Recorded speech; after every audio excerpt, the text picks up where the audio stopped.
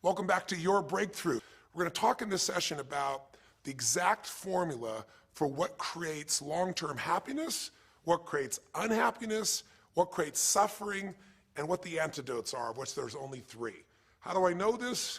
I've had the privilege of being with 4 million people now from 100 countries around the world in live seminars, and I've seen everything you can imagine.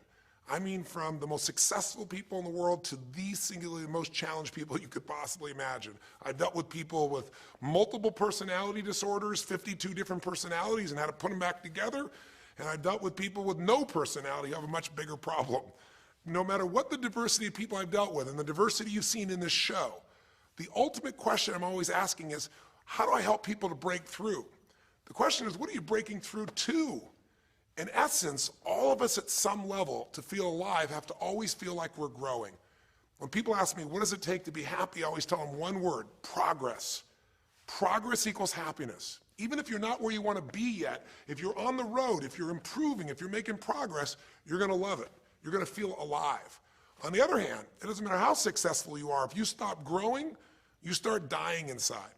Now, how does this relate to this session on breakthrough? Well, I'll say it's really simple. If you and I want to know what it takes to be happy, we have to understand what is our current blueprint of how our life's supposed to be. Now, what do I mean by blueprint? Well, we have a story in our head of how life's supposed to be. Some people's story is you work hard in school, you become really great, you're a nice person, you're a good person, and then you grow up and you take care of yourself and you find the ideal man and you fall in love and you have a white picket fence and you have 3 perfect children and you live happily ever after. Somebody else's story, the old story was, you work really hard in school, you excel in college, you go to work for a big corporation, and you move up through the ranks until you're the president or chairman of the company, and you become successful and respected throughout life. These are some old stories. Obviously, the stories that we hear today of what people's lives are supposed to be like are completely diverse. We no longer have these little archetypes, but one archetype still seems to remain. And that archetype is, in order for you to really feel like you're enough, many people believe they have to achieve an enormous amount. They may do it in different ways today. They may do it by building a company and taking it public when they're 27 or 25 years old, or they find and create a new technology, or they become a very special doctor. But we live in a culture in the West that teaches people that you're not enough unless you do something really special and unique, and we define special and unique in interesting ways. A school teacher is not special and unique. A mother who stays home with her children day and night, sculpting their minds, their bodies, their souls, and their future is not special. We live in a world today where we treat teachers like they're nobody and pay them accordingly, and we wonder why our children seem to have challenges in learning and growing or being engaged in school. When we spend thousands of dollars on some item like a computer, but what we look at overall, we invest in for the teacher and for that person who's the personal connection with them is so small. We live in a society where many women look down and say, well, you're just a housewife, you're just a mother. See, some of the pain we have in our society is not because there's one right or one wrong approach, but because we try to make everybody fit into some particular approach to life. Here's what's going to make you happy or make you unhappy in life. It's real simple. Let's do a quick test. If you're in a situation right now where you look at your life, I know there's an area of your life that you probably feel pretty darn good about.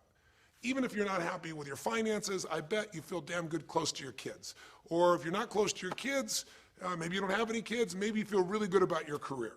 If you're doing not so good in your career, maybe you got a really great body that you've trimmed down or strengthened up, or you really shaped yourself the way you want, muscularly, or in the way you look. Or if that's not happening, maybe you feel a really special connection with God, or really close to your mother or father or your family, whatever. Almost everybody has an area of their life they feel really good about if they're honest and if they're fair to themselves. What's an area of your life you really feel happy about?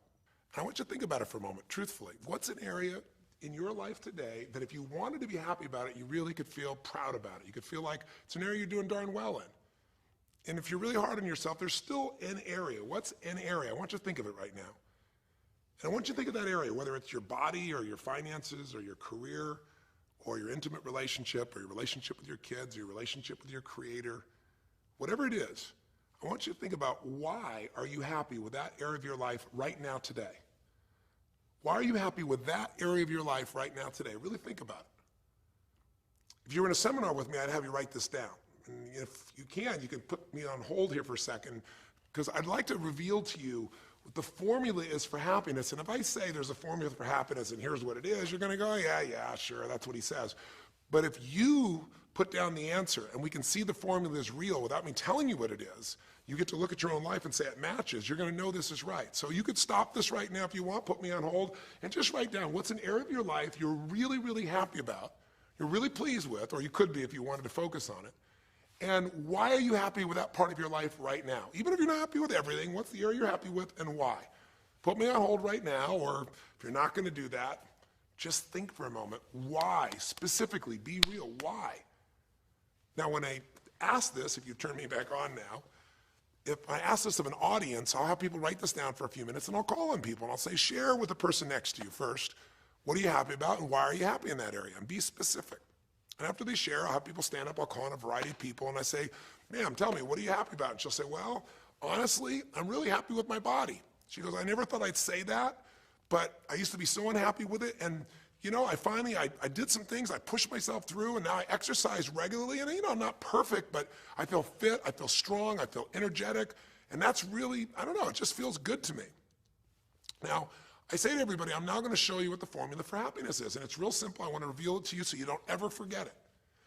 Whenever you're happy with an area of your life, it's because right now, your current life experience, I call it your LC, your life conditions, the conditions of your life conditions in that area match or are equal to your blueprint, your story, your belief about how life should be in that area. So this woman says to me, I'm really happy with my body because it's not perfect. Her blueprint is I don't need to be perfect, but it's so much better than it was. I'm fit and I'm strong and I have this energy. Her mental blueprint says I should be fit, strong, and have energy. I don't need to be perfect, but I should be that way. Well, when my life, my body matches how I think it should be, I feel good about my life. I'll ask somebody else. I'll say, you know, tell me an area you're happy with. Someone else will say, well, I'm really happy with my career. And why? Well, I'm doing better than I even thought I would be. I mean, I'm ahead of the schedule of where I hoped I'd be at this stage. I'm working at this level in this company, and I have these skills and this ability, and it's even better than I thought. Well, once again, listen, this person's happy with this area of their life because their current life conditions in the area called their career are even better than they expected they would be, better than their blueprint, better than their belief of how it should be. If it's really better, you tend to be over the moon. One woman would say, you know, I gotta tell you, I said, I'm the happiest I've ever been in my whole life. How come? She goes, because I have this man in my life and I'm in love with him and he loves me and I can be myself with him. And we have this incredible intimacy and this passion and we want to be with each other all the time and I never get bored with him. Well, what's her blueprint? You want to be with somebody that you can have total intimacy with, somebody who you love and loves you. Those are part of her rules, her beliefs of how it should be. She said, you know, it needs to be, I never want to be with anybody else. I want to be with them every moment.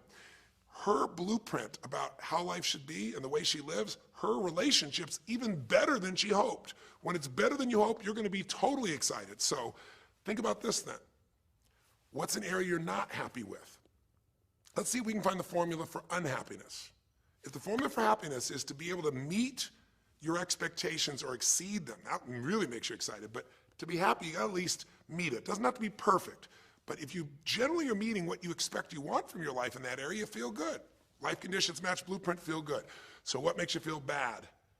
What creates pain, stress, frustration? Real easy way to figure it out. Answer this question. What's an area of your life you're not happy with? I mean, be honest with yourself. And even if your life is great in all kinds of ways, I'm sure there's an area you'd like to improve. Anybody who's honest, if they're doing great in their career, very often they don't take care of their body so much. If they're really focused on their body, you know, very often they find themselves in a position where they're not spending enough time with their kids. Or if they're spending time with their kids, their intimate relationship's not doing so well. Because it's the nature of human beings to focus on areas they feel comfortable with and strong in and give those time. And the areas they don't feel so strong and they go, I don't have time for it. What they're really saying is, I don't feel very competent in that area. So what's an area of your life that you are not as happy with?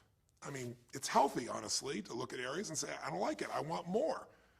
This whole concept of a breakthrough is about how do I close the gap between where I am right now and where I want to be. That's what we're here to do. It's like, here's where I want to be, here's where I am. It's healthy to see there's a gap. That makes me have this hunger, this drive to grow, to feel alive, to expand as a human being. So what's an area you're not pleased with? Is it your body? Is it your finances? Is it your career? Is it your spiritual life or lack thereof in terms of feeling connected in that area? Is it your kids? Right? What's the area? What's the area that's not where you want it to be? And then answer for a moment, why aren't you happy with that area of your life right now? Why specifically today are you not happy with that area of your life at this stage of your time of your life? Again, you can stop this and write it down. Might be useful for you. Or if you're going to keep it running, you can stop it and you'll turn it right back on and I'll kick into it. Do that now. Or if you kept it running, then I'll give you what happens. I have people write this down and they don't like this exercise so much. Well, I don't like my body, or I don't like my finances, I don't like my career, I don't like the person I'm in a relationship with, I don't like myself the way I'm in relationships. Why? And they write it all down. Have people share back and forth. I call on people, and the lesson's pretty clear. I tell people in advance, here's the formula for unhappiness. I'll show you before you do anything else. When your life conditions, the way you're living your life today, does not match, it doesn't equal your blueprint, your story of how it's supposed to be, then you're going to have disappointment, frustration, or pain. If your life is way different than the way you think it's supposed to be, you can have enormous pain. If it's a little different, you might feel stressed. Make sense? So people stand up and they say, tell me, what's the area you're not happy with? And the person says, well, I'm really not happy with my finances. And I go, why? And they say, because I'm doing worse now than I was 5 years ago. I made mistakes in the market, and at this stage of my life, I should have this much money, and I don't have it, and I don't know how to change it, and it's making me crazy.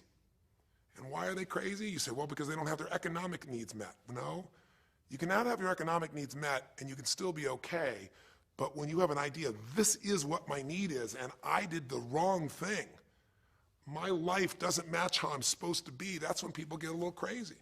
See, think about it. If you grew up taking care of folding your own clothes, making your own meals, going to the store, doing the grocery shopping, cleaning the bedroom, cleaning the house, vacuuming, taking out the trash, and you did that your whole life, then if you have to do that later on, you don't feel like you have economic pain because you don't have a maid.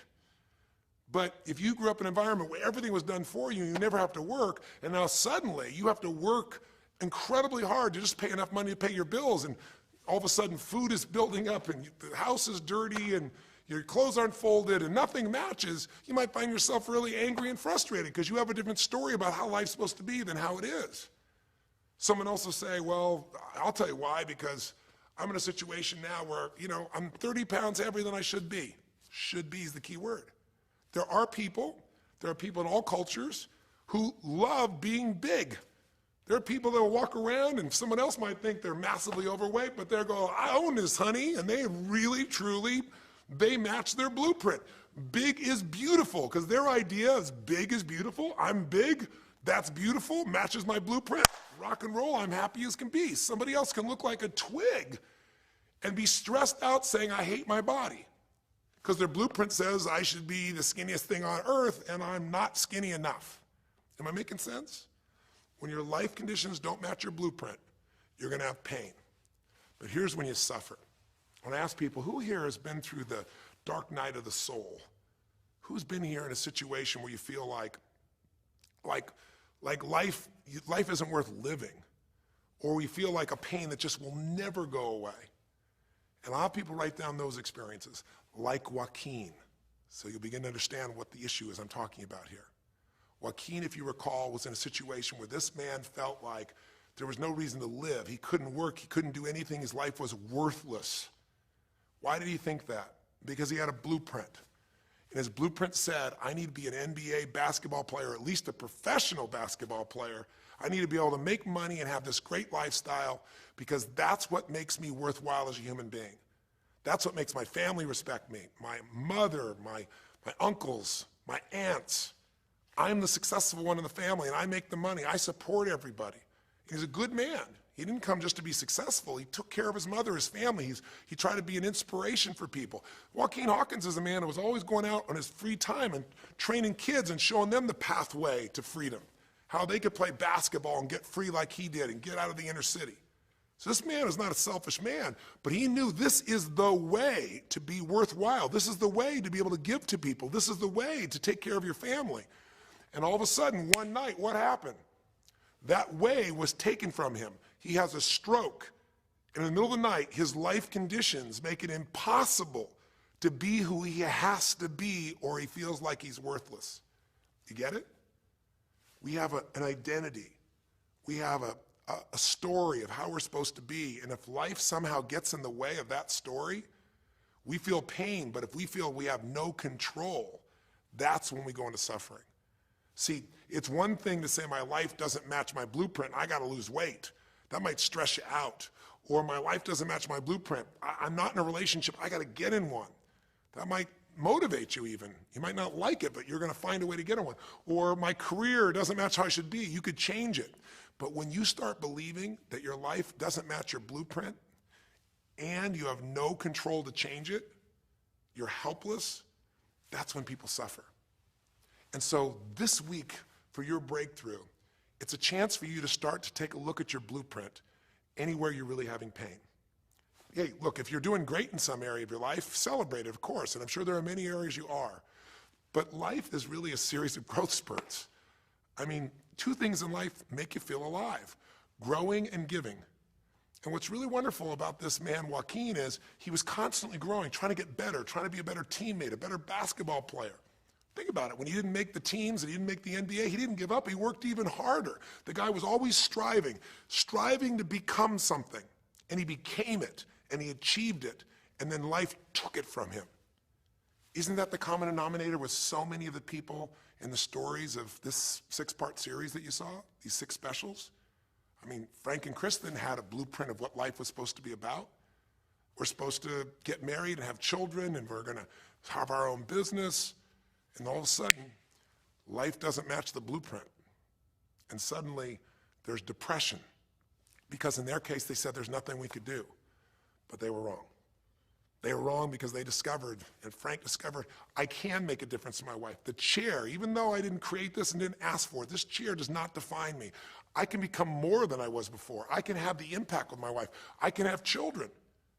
We had to change his blueprint because we couldn't change all the conditions of his life. Does that make sense? I couldn't get him to physically walk again. Maybe someday he will, but we can't count on that. What we got to count on is that he can be fulfilled by seeing he isn't helpless. And I did that through a series of experiences that violated what he thought he couldn't do. The same thing was true with almost every one of the people we worked with at some level. And in Joaquin's example, it was also true.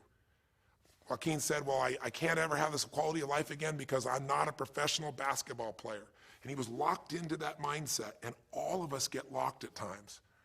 But to his credit, to a system of steps, we were able to break him out of that. We were able to get him to see that he isn't helpless. Because here's your choice. Watch this now. If you're suffering, if you're in pain, your life doesn't match how you think it should be, and you think you're helpless to change it, now you have only 3 choices. Choice 1, blame something. And that's what Joaquin did, if you recall. He blamed his coach. He blamed what happened to him. And of course, these things were outside his control. But he blamed his coach. And a big part of the healing, if you watch this session, was bringing his coach in and getting him to see, hey, you know what? All that anger, all that resentment inside of you, Joaquin, A, it's not based on the truth. And B, like Nelson Mandela said, having resentment in your soul is like drinking poison and hoping that your enemy will die. It doesn't work that way. And when Joaquin was able to break out, his breakthrough was a change in perception, to realize this coach wasn't stopping me. I just felt like I lost everything, and so I don't know how to change it, so I'm looking for something to be mad about, someone to blame, so I don't have to blame myself, or I don't have to feel so helpless. Because when you're angry, you don't feel so helpless. You feel strong for the moment, even though it's a fake strength.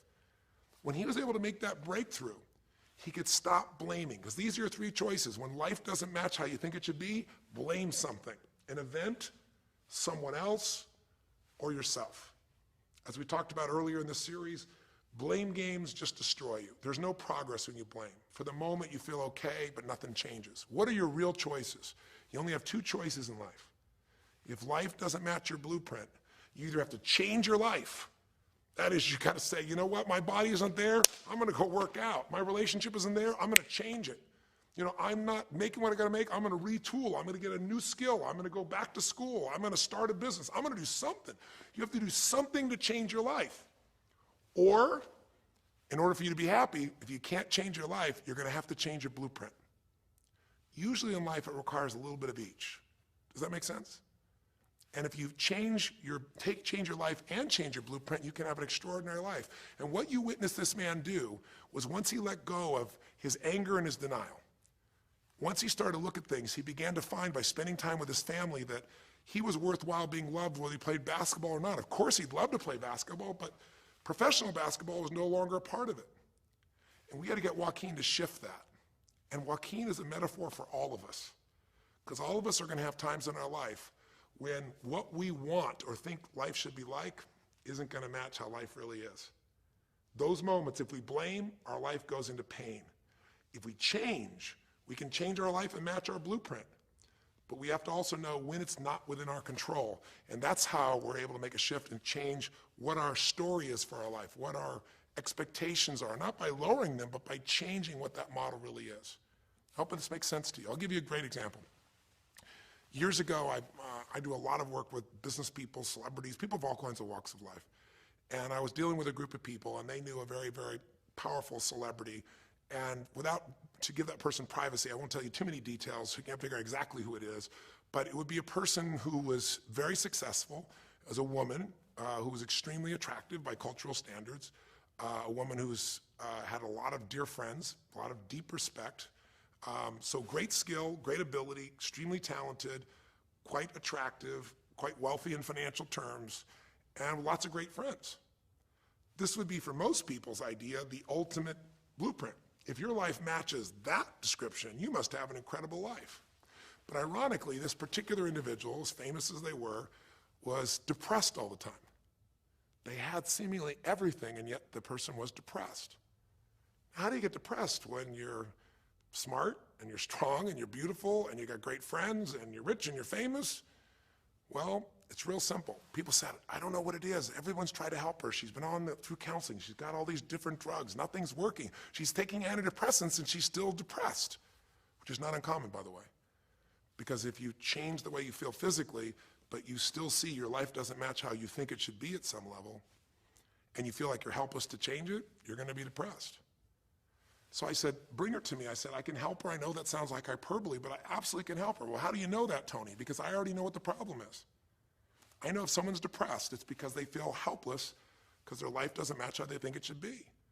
I just don't know what her blueprint is, but we'll find out what it is, and we'll either help her change her life, or we'll help her change her blueprint, or both. Long story short, and very quickly, I'll tell you the core of it.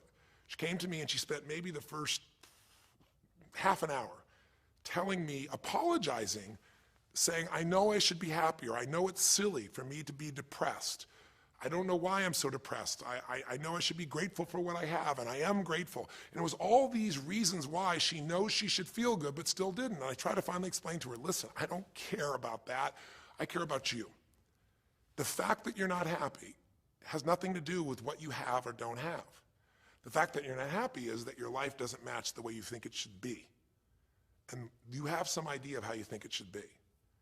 And worse, if you're this depressed after all this time, you feel like you can't do anything. You have no power to change it. You feel helpless. And she looked at me in a certain way, and I said, so what is that? What did you want your life to be like? She goes, well, it sounds stupid. I said, it's not going to sound stupid to me. She said, well, I don't know. I just always, since I was a little girl, dreamed that I would be married, and I would have 3 basically perfect children, and they would love me totally, and I loved my husband, he'd love me, and I said, okay, so how's that working for you so far? And she said, well, I think you know, because she's a pretty famous person. She said, I'm divorced twice, I have no children, and I'm now X age. And to give you a clue, that age would be an age where having a child, your own natural child at least, barring a medical miracle, is not going to happen. So I said to her, well, why don't you just adopt? She goes, no, that's not it. And so what I had to dig under is, remember we talked in one of the earlier sessions about there's the surface problem and then there's the deeper desire or need. So I said to her, I said, well, what if you couldn't have the husband but you could have the kids? And she smiled and she said, I'd take that. I said, well, why not adopted kids? She goes, no, it has to be my own blood children. So I kept digging to find out what was behind her blueprint. Because your blueprint is just a projection of what you think you need to be happy. But as human beings, we're notoriously ineffective at knowing it's going to make us happy. So much that we think we're going to make us happy, we get there and we go, is this all there is? So many things that we think are going to make us miserable and we can never deal with, we go through it and we can handle it. We're not good at projecting these things. All kinds of studies will show this. So I said to her, well, what are you hoping to get from these 3 children? Why do they have to be your blood children? And she finally said, well, if they're my blood children, I know they'll always love me. They'll never leave me. What was she looking for? Unconditional love. She had this big blueprint that said, White House, picket fence, 3 children, perfect husband, all these different things. But what was behind that was a need to feel like she could have love that would be certain and wouldn't go away. So I can help her meet that need. So I said to her, well, maybe one reason you don't have a husband is because every time you look at one, you're trying to figure out if he's going to get you those 3 kids in time and how that's going to happen. And maybe he feels a little stressed when you're looking at him this way because he can feel what's going on behind your bed, even if he doesn't know what the words are. And she started to laugh. She goes, I guess I've probably been that way a good portion of my life. And she goes, people wonder, why I'm so uptight. I said, you're uptight because you felt like you're running out of time trying to meet some picture. But I said, all you really want is love. I said, don't you have a lot of love in your life? Tell me about your friends. And gradually, I got her to start seeing this love that she was trying to get was already here. It didn't match the picture. Maybe we could paint a new picture of what life could really be like and make sure that picture met her deepest needs. That's basically what we did with Joaquin. Joaquin wanted to be a professional basketball player because he loved basketball, yes, but also because he wanted to be that man who was a leader. He wanted to be the man who was the good man. He wanted to be the one who brought energy to people. He wanted to be the man people would look up to. He wanted to be the man who could take care of his family in style, all of his family, not just his daughters and his wife, but other people as well. Underneath it all, he wanted to know that he mattered. And through the process that you saw in this show, he began to find out that he didn't need to be angry at the world, that yes, his blueprint was taken from him, but his soul and his ability to be a special human being that could touch other people was not taken from him. That maybe his real gift was his ability to inspire young kids, his ability to get himself to do whatever it took. How did he become a professional basketball player? Unbelievable discipline, unbelievable drive. He started bringing that to picking up trash, and the game started to change. He started to have fun there. He could come home and take care of his kids and pay his bills. That doesn't solve everything, but it gives him a way to suddenly regain himself. When he sat around with all of his family, and you saw part of those scenes, and if you watch little areas of browsing this week, you'll see some more scenes from his family where you see him begin to realize they love me whether I'm rich or poor. They love me whether I'm a professional basketball player or not. They love me. That's what he was really after. And when he got that, it allowed him to let go and say, I can do other things. That doesn't mean he won't have challenges. We're all going to have challenges in our life. It doesn't mean that at times he won't wish he's doing more. But he's no longer stuck. He's broken through because he now knows I have control. I can change my life or I can change my blueprint. And when I do, I can fulfill it. I can start to feel that aliveness. Now here's the trap.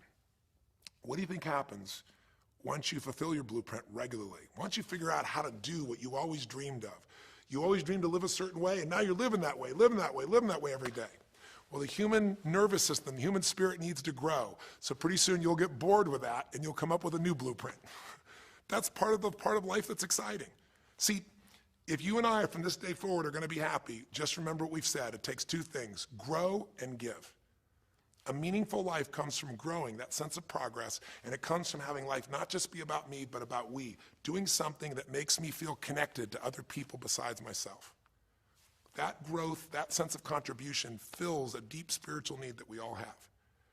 If you are unhappy in your life, you got 3 choices, really 2. Blame, that's not a choice, it's not going to work. Don't blame someone else, don't blame the event, don't blame yourself. Just figure out what you're going to do to change your life. That's my specialty. If you like my coaching or my team's coaching, come visit with us. Come to an event. Come get a coach. Come through a program, and we'll guide you through it more than just a few minutes like this, and we'll do it directly in an environment that'll shift you. Or change your blueprint. You're going to have to rewire what's going on inside, and that's what we focus on as well. So I hope this journey has been an interesting one for you. I hope it's opened up your eyes to what it takes to go from where you are to where you want to be. It takes changing your emotional pattern. It takes bringing presence to your life. It takes realizing you have no problems compared to somebody else and putting your life in perspective. It takes the ability to deal with those extreme stresses that happen in your life by questioning your limiting beliefs. And again, we'd love to coach you and show you how to change those in a permanent way where it happens automatically, just like lifting weights so often until the muscle's always there and you find yourself able to follow through. It takes for you to be able to figure out how to deal with crisis and how to turn it around. It takes facing your fear. It takes pushing yourself through what used to stop you. It takes putting yourself in a position where you connect to what's more important than just yourself, what you value than just yourself. And it takes, I think in this case also, the ability to realize that no matter what happens to you, you're more than that moment. You're more than the story you think you're supposed to be. And that even when you're not matching what you think you need to be, maybe there's a reason for that. Maybe you're having to find a different part of yourself that's going to fulfill you at a much deeper level. Sometimes failing to get your goal gives you your destiny. I can't tell you how many people I've known over the years who had an idea of what they thought their life was supposed to be like, and they didn't achieve it, and they felt miserable and upset and frustrated, and one day an opening happened, and they went, oh my God, thank God that didn't happen. I think it's Garth Brooks had a great song, and it's a song about when he was in high school, and he was in love with this girl, infatuated with her, and she didn't even know that he existed. And he prayed to God every day that she would notice him, that she would fall in love with him. And then sure enough, she never did. He was so disappointed. His blueprint didn't match. His life didn't match it because she didn't even know he existed. And he felt this suffering. He could do nothing to turn it around. Well, 15 years later, he became a guy named Garth Brooks, somebody everybody knew, and he could rock, stadiums with his energy and his song and his music. And he goes back to be at his high school reunion. I think it was his 15-year reunion, if I remember correctly. I don't remember the exact year, but all I remember is he said he saw that woman that he was so obsessed by. He was looking forward to seeing her. And now he was Garth Brooks, and he met her. And after he met her and spent some time with her, he wrote a song called Thank God for Unanswered Prayers. Sometimes not getting your blueprint's the best thing that ever happened, because the disappointment drives you to find something more important inside of you. Or not getting it makes you look for another aspect of your life, a spiritual aspect, a family aspect, a physical aspect.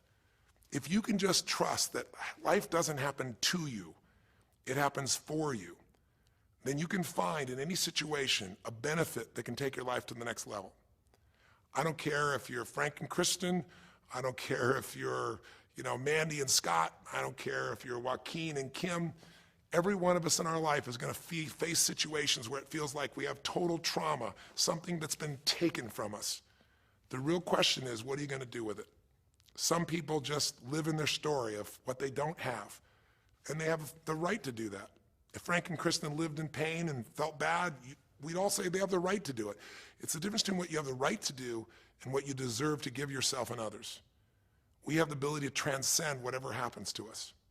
There's something called post-traumatic growth. Very few people know about it. Two people go through the same stress, one's destroyed, the other grows. What's the difference? The people that grow will not give up. They don't have any excuses. They find the way to break through whatever it takes. And when they do, three things happen. Number one, they realize who they really are and what they're capable of. They realize they're so much stronger than they thought they were. And number two, they deepen all their relationships. You want to know who really cares about you, who you love and who loves you? Go through some tragedy. Go through some hard times. All your Facebook friends go away. Your real friends, your real family shows up for you, and you show up for them, and it deepens your relationships. And the third thing happens, if you can push yourself through and break through whatever challenges life gives you, is each time you have a breakthrough, you get stronger. And it almost like builds a psychological immunity in you, where suddenly, all of a sudden, it's like stuff happens, and you know stuff's going to happen, and you're not scared of it anymore. Because after you've been through a stroke, after you've been through, losing the use of some of your body, your senses, after you lose a family member, and you break through to that, you get to the other side, it's like, give me your best shot, life. It's almost like there's this psychological immunity that says, I'm ready for whatever life will give me. I don't want challenges, but if they're here, I know I can handle them. That strength of spirit is what creates a sense of freedom and joy in life. And that strength of spirit basically comes from living a life where you are constantly and never-ending flinging away to improve yourself and to help others. That's my mission. And if we can serve you again in the future, I hope you'll check us out. There's 3 ways you can continue to participate with us. You can come to an event, come have an experience with us live at a weekend at our Unleash the Power Within or our Date with Destinies. I think you'll find it's very different than just sitting here talking to you quietly, sitting in front of your computer screen. It's a rock and roll environment. It's like going to the ballpark and having one person sitting there talking to you versus being in the ballpark or the rock and roll concert, with 50,000. There's an energy and a power that comes from it. Second is there's immersion. Here we talk for an hour, there's distractions and emails. There it's total focus, and we go for immersion where literally what we did here over 6 weeks, a few little conversations, all that happens over and over again, multiple times a day, and you get that shift. So come to an event or call up and get a coach. We have people that you can work with and have a free coaching session and make sure it's really valuable for you. But these are people that can check in with you to help make sure you break through, you make the changes you want to make in your career or your finances or your body or your emotions or whatever area matters to you. And finally, lastly, and probably most importantly, every day you got to feed your mind. Because every day most of us are turning on, some form of news. It shows up in our pocket, in our Blackberries or iPods or our iPhones, I should say. It shows up, on your computer constantly. It chases us, and it rarely does a good idea interrupt you. Really what you have to do is pursue the ideas, pursue the experiences that are going to change your life. And we have a way to do it called net time, no extra time. A way where you can keep feeding your mind the stuff that really matters with some products or services. So if you're interested in any of those things, be sure to click on your interest of an event or interest in having a free coaching session, or maybe try one of our audio programs, because the other challenge here is with video, you got to sit here potentially and watch me, but with audio, you can do it while you're working out, you can do it while you're cleaning the house, you can do it while you're driving in the car, while you're getting to work. We'd love to continue serving you in any way we can. I know I've gone long in this session, but I really want you to think about how can I give my life the way I want it to be? The way I do it is I figure out what my blueprint is and I update it for what life is. I change my life, match my blueprint, and suddenly my life feels full and alive. Thank you for the time that we spent together here. I've really enjoyed our time, and I hope that this breakthrough series reminds you to never settle for less than you can be. Never settle for less than you can give or you can share. Live strong, live with passion, and God bless.